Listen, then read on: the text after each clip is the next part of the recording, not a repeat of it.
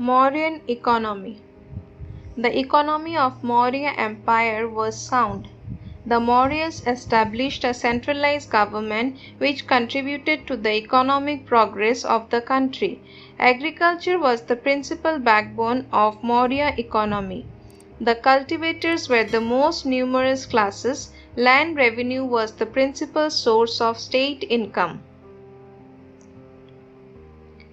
Agriculture. The basic economy of Maurya Empire was based on agriculture.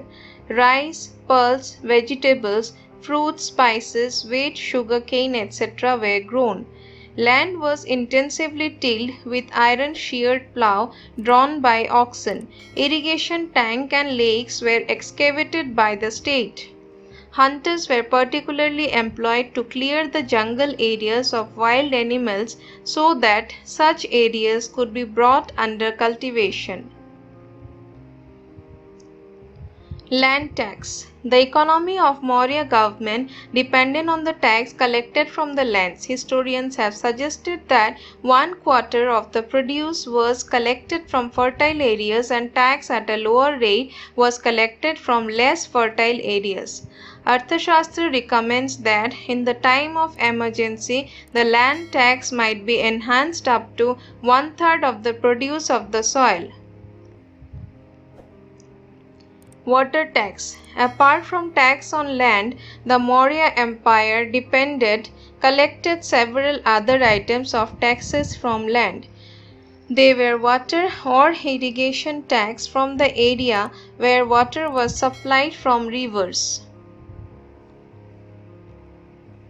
Industries. Maurya made a bid in industrial growth. Megasthenes has pointed out that city boards tried to promote manufacture of industrial goods. The Jatakas mention 18 types of industries. Lower Bengal was famous for production of fine muslin and silk textiles. Gandhara was famous for wooden industry. Magadha specialized in iron and Rajputana for copper. Salt was produced in coastal Bengal and in the salt range of Punjab. Gold was produced in South India. Kautilya was aware of the importance of mines and he regarded the iron mines as one of the chief sources of Magadha power. The state controlled the mining and other industries. The state promoted industrial arts and the mines were brought under state ownership. Private industries were too controlled, taxed, and their prices were fixed. Some basic industries were state-owned while others were left to private producers. There were capitalist producers too. Artisan tax. The Maurya government collected revenue from artisans, traders and laborers. Trade duty. The state revenue was also derived from tolls, octroi, etc.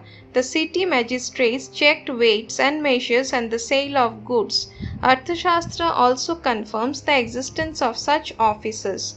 They collected considerable revenue by taxing the traders. Agriculture. The Arthashastra states that the king shall make pasture grounds from waste. Elephants were particularly reared with great care as they were useful for warfare.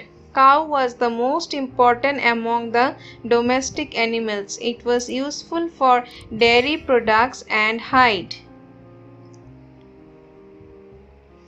Craft and industry and guild system. The artisans and craftsmen paid tribute to the government. The artisans and craftsmen also used to form guilds. It was better to work in a body than to work individually, protected social status of the workers and gave them general security. It protected individual traders from competition.